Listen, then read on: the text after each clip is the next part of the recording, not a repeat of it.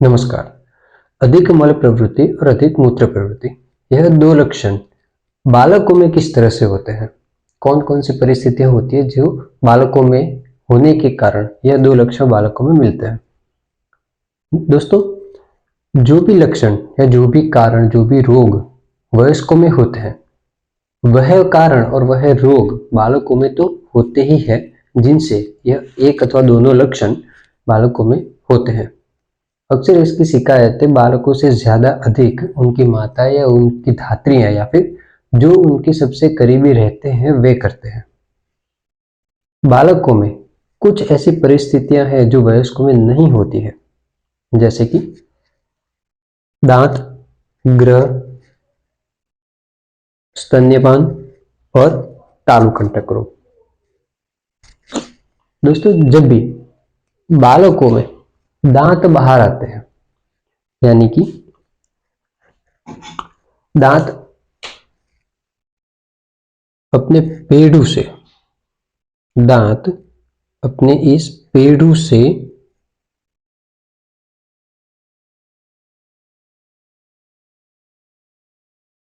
जब बाहर आता है, तब वो यहां पर एक चीरा बनाता हुआ फाड़ करके बाहर आता है, धीरे धीरे करके। जब यह काल होता है कि यह अपनी जगह बना के दांत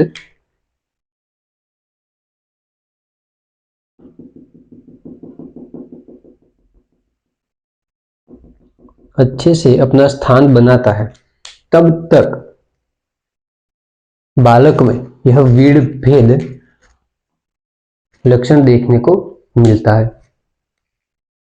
जब भी यह दांत बालक के पेड़ू में दांत के मूल में जब जन्म लेता है, तब यह लक्षण उत्पन्न नहीं होता है।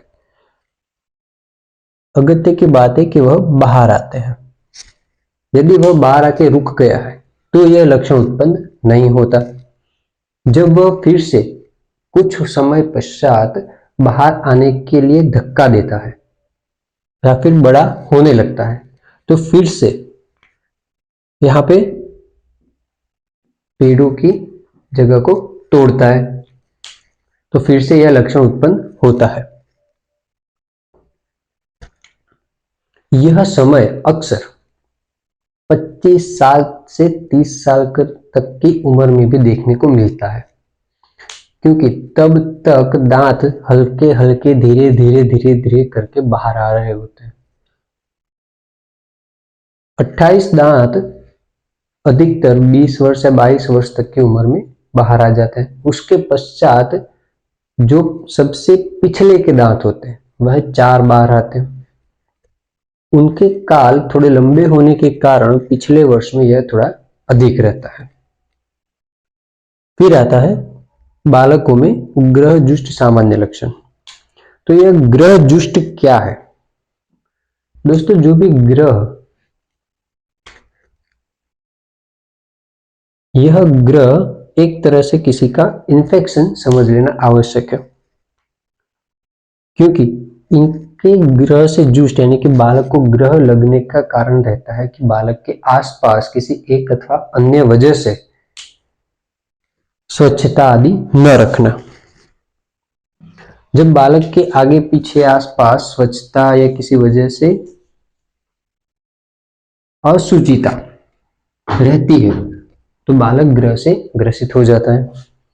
पुराने समय में इन्फेक्शन आदि के नाम देने के कोई प्रकार नहीं थे, उसका तरीका नहीं था, तो उन्हें ग्रह आदि से नाम दे दिया गया। जैसे कि भिन्न वर्च लक्षण मिलता है रेवती नामक ग्रह के दूषित होने से या ग्रसित होने से। अतिसार लक्षण मिलता है पूतना, अंधपूतना, शीतपूतना ग्रह के ग्रसित होने से। और भी कई सारे लक्षण होते हैं, किंतु सारे ग्रहों में से यह 1, 2, 3 और 4 ग्रह ऐसे हैं जिसमें बालक में मल संबंधी लक्षण मिलता है। इससे यह जानना आवश्यक है, समझना आवश्यक है कि यह ग्रह अधिकतर उस जगह पे इंफेक्शन करता है या उस जगह को दूषित करता है जो मल के निर्माण में और उसकी प्रवृत्ति में हिस्सेदार रहते हैं, जैसे कि अतड़िया हो गई या फिर ग्रहणी हो गया, पक्वाशय हो गया, अपान वायु का स्थान हो गया आदि।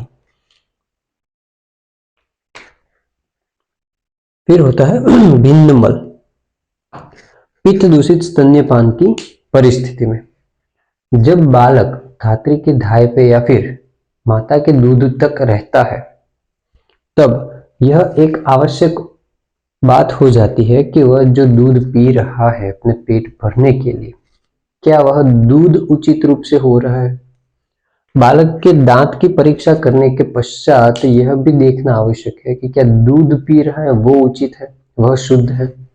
यदि वह दूध पित्त से दूषित हो रहा है और वो पित्त से दूषित दूध बालक पी रहा है, तो जैसे ही पित्त का प्रकोप रहता है और वह मल को तोड़ के सर और द्रव गुण के कारण अधिक मात्रा में या तोड़ करके नीचे से बाहर निकलता है, ठीक वैसे ही बालक में भी यह लक्षण मिलता है।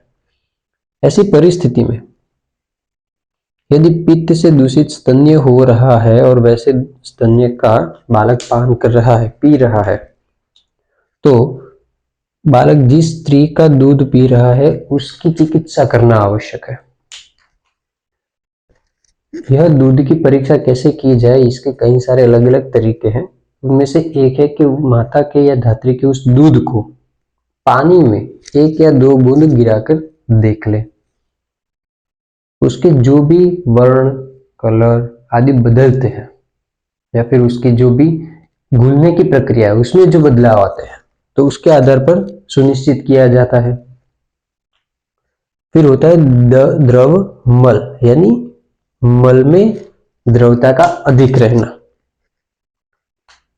बालकों में यह लक्षण तालुकंटक रोग इसमें देखने को मिलता है। इसके अलावा ऐसा नहीं है कि बालकों में अतिसार रोग नहीं होता है, ग्रहणी रोग नहीं होता है या फिर कोई और प्रमेह रोग नहीं होता है, अर्श रोग नहीं होता है, ऐसा बिल्कुल भी नहीं है। उनमें वह सारे तो होते ही हैं, किंतु उसके अलावा भी तालुकंटक रोग और ये सारी परिस्थितियां भी होती है। तालुकंटक रोग में बालक के तालु प्रदेश में कांटे समान शोथ हो जाता है।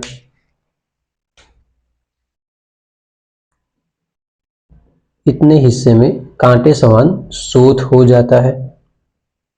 जब यह शोथ होता है तो प्राणवायु की जो गति होती है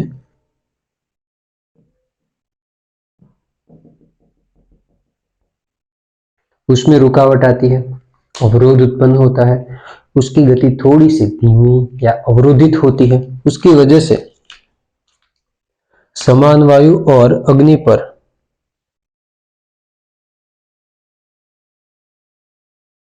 प्रभाव पड़ता है, वह मंद होने लगती है और अग्नि के मंद होने के कारण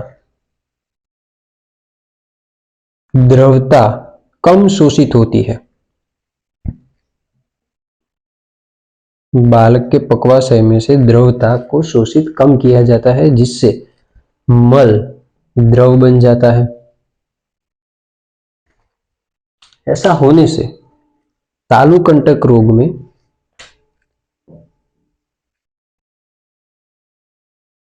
द्रव मल